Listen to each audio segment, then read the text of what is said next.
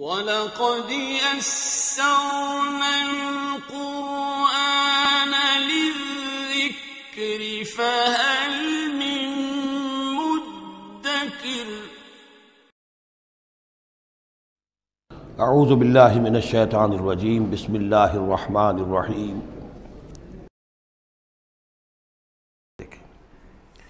تو یہ تو ایک گروپ جو ہے سب گروپ پورا ہو گیا۔ اب چلیے سیکنڈ سب گروپ۔ اس میں یہ ہے کہ دو صورتیں آپس میں پہلے جوڑے کی شکل میں ہیں، پھر تیسری صورت منفرد مزاج کی آئے گی۔ پہلی صورت سورہ معارج۔ بسم اللہ الرحمن الرحیم۔ سأل سائل بعذاب واقع۔ مانگا ایک مانگنے والے نے ایک عذاب جو واقع ہونے والا ہو۔ للکافرین لیس لہ دافع۔ کافروں کے لیے وہ دافع کوئی نہیں ہوگا اس کے لیے کہ دفع کر سکے، ہٹا سکے، وہ تو آئے گا۔ اس میں بڑا اختلاف ہے، بہت کم لوگ ہیں کہ جنہوں نے اس کو تسلیم کیا ہے کہ یہ عذاب طلب کرنے والے محمد الرسول اللہ ہیں۔ مجھے اس کا پہلے بھی یقین تھا، جب مجھے معلوم ہوا کہ خود شاہ عبد القادر دہلوی رحمۃ اللہ علیہ کی رائے یہ ہے، تو پھر تو ظاہر بات ہے کہ کوئی یقین کی بات ہے۔ جس کو شروع ہے اگرچہ، لیکن جس طریقے سے حضور کو ستایا جا رہا ہے، پاگل کہہ رہے ہیں، وہ جو میں نے کئی مرتبہ بیان کیا کہ پہلے 3 سال تک تو ساری پرسیکیوشن جو تھی وہ پرسن آف محمد صلی اللہ علیہ وسلم، ذات محمدی پر مرکوز تھی، کہ ساری بس کی گانٹھ یہ ہے if we can kill his will تو کسی اور کو کچھ کہنے کی ضرورت ہی نہیں۔ داعی بیٹھ جائے تو باقی تو خود بخود ہی بیٹھ جائیں گے، ان کی حیثیت کیا ہے؟ اصل تو داعی ہے۔ فل 3 ایئرس کسی کو کچھ نہیں کہا انہوں نے، صرف آپ کو ہی، اور وہ بھی پرسیکیوشن بھی صرف وربل، مار پیٹ نہیں۔ پاگل، مجنون، شاعر، ساحر، مسحور، کذاب، سارے الفاظ وہ ہم پڑھتے چلے آ رہے ہیں۔ تو اس کا رد عمل بھی تو ہوتا ہے نا، آخر محمد رسول اللہ بھی انسان تھے۔ تو انہوں نے کہا کہ اب ان کے اوپر عذاب آنا چاہیے، اور اس کا جو جوڑا ہے وہ سورہ نوح ہے۔ نبی نے کیسا عذاب مانگا تھا وہ تو آگے آ جائے گا۔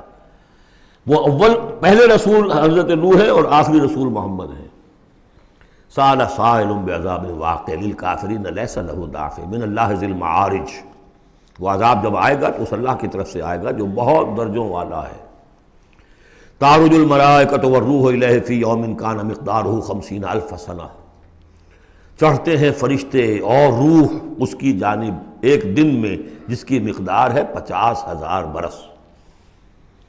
اب یہ پھر آیات متشابہات میں سے ہم نہیں سمجھ سکتے، عام خیال یہ ہے کہ یہ قیامت کا دن ہے 50,000 برس کا، لیکن اہل ایمان کو ایسے معلوم ہوگا کہ بہت ہی ہلکا سا کوئی بس ایک دن یا اس کا کچھ حصہ، یا جیسے جس دیر میں ایک نماز فرض ادا کر لیتا ہے، بس اس سے زیادہ نہیں۔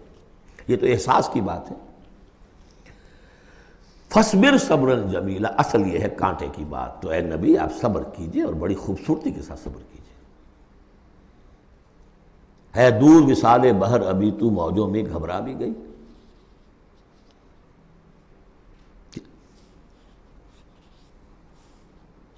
فَاصْبِرْ صَبْرًا جَمِيلًا، صبر کیجئے۔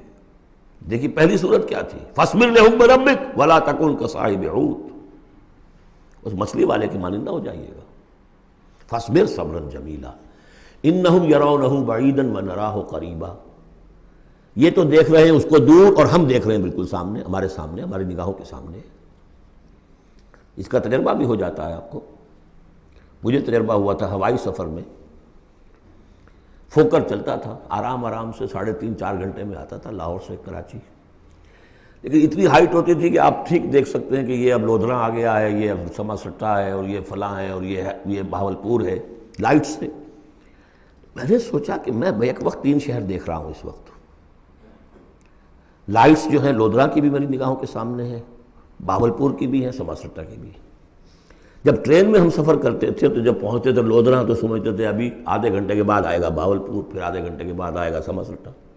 یہاں بیک وقت ہے۔ تو سارا فرق جو کہا آئنسٹائن نے، ایوری تھنگ از ریلیٹیو، میرے لیے وہاں فاصلہ ہی نہیں ہے۔ میں آنے واحد میں دیکھ رہا ہوں تینوں کو۔ ریل سے سفر کرنے والے کے لیے ابھی بہاولپور مستقبل میں ہے، اور اس سے آگے سما سٹا اور مستقبل میں ہے۔ یہی فرق، یہی مسئلہ ہے اصل میں۔ اللہ تعالیٰ کے لیے ہر چیز آنے واحد میں موجود ہے اس کے سامنے. انہم یرونہ بعیدا ونراہ قریبا، ہمارے تو سامنے ہے. فاصبر صبرا جمیلا انہم یرونہ بعیدا ونراہ قریبا یوم تکون السماء کالمہل، جس دن کہ آسمان ہو جائے گا جیسے کہ پگھلا ہوا تانبا. وتکون الجبال کالعہن، اور پہاڑ ایسے ہو جائیں گے جیسے دھنکی ہوئی روئی یا اون رنگی ہوئی. ولا یسأل حمیم حمیما، کوئی دوست کسی دوسرے دوست کا حال پوچھے گا نہیں.